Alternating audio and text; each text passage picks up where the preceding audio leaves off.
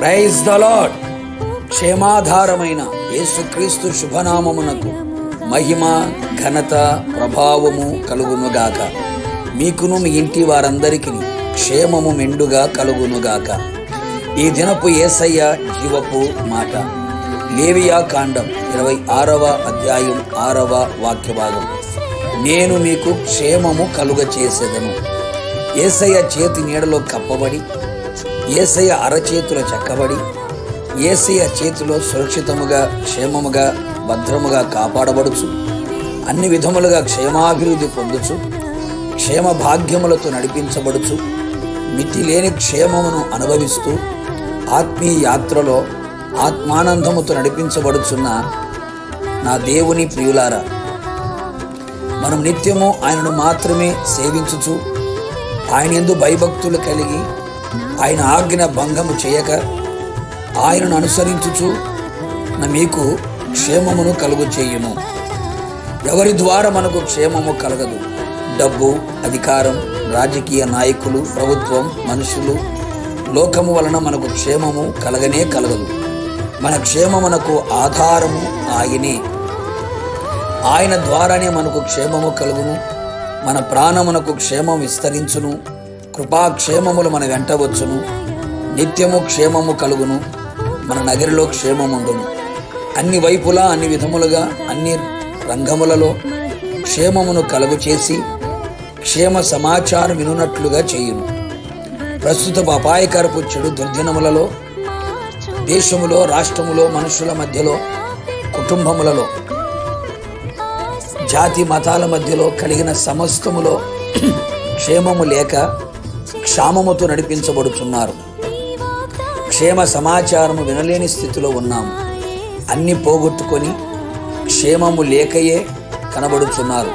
ఆరోగ్యం, ఆశీర్వాదం, ఆర్థిక పరిస్థితులు, ఆనందం, ఆత్మీయత, సంతోషం, సమాధానం, నెమ్మది పోయిన వారై క్షేమము లేని వారై ఉన్నారు.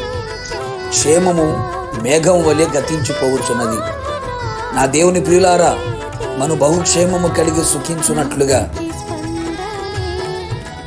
సంతోషము సమాధానము కలిగినట్లుగా, సంతానమునకు నిత్యము క్షేమము కలుగునట్లుగా, క్షేమకరమైన దీవెనలు పొందునట్లుగా, నది వలె క్షేమం మన మధ్యలో ప్రవహించున్నట్లుగా, మనలను చూచిన వారందరూ వారు ఎంతో క్షేమముగా ఉన్నారు అని చెప్పుకునే విధముగా మనమందరము ఇశ్రాయేలు దేవుడైన యెహోవాను గూర్చి మనవి చేయుదము.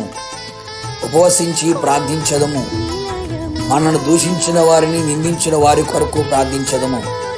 నిశ్చయముగా దుఃఖపడు వారిని క్షేమమునకు లేవనెత్తే దేవుడు, క్షేమస్థితిని మరలా దయచేయగలిగిన దేవుడు, క్షేమమును, సంతుష్టిని, ఘనతని మెండుగా ఆయన దయచేయును కదా. అంతేగాక పాపమును మానివేసి నీతి న్యాయమును అనుసరించి బాధ పెట్టిన వారిని కరుణించి మనం జీవించిన ఎడల నిశ్చయముగా నీకున్న క్షేమం ఇక మీదట ఎన్నటికీ నీకుండునట్లుగా నీ దేవుడు చెయ్యును కదా. ఎల్లప్పుడూ ఎల్లవేళలా అన్ని పరిస్థితుల్లో మనము ఆయన యందు ఆనందించిన ఎడల మనకు క్షేమకరముగా ఉండును కదా. అవును ప్రియులారా, ఆయన అనుగ్రహించిన రక్షణలో ఆనందించాలి. దేవుని యొక్క వాక్యం వినుచు, చదువుతూ, ధ్యానించుచు, అనుసరిస్తూ ఆనందించాలి. పరిశుద్ధాత్మలో నిత్యము ఆనందించు వారమైన ఎడల మన ఆత్మకు క్షేమము కలుగును.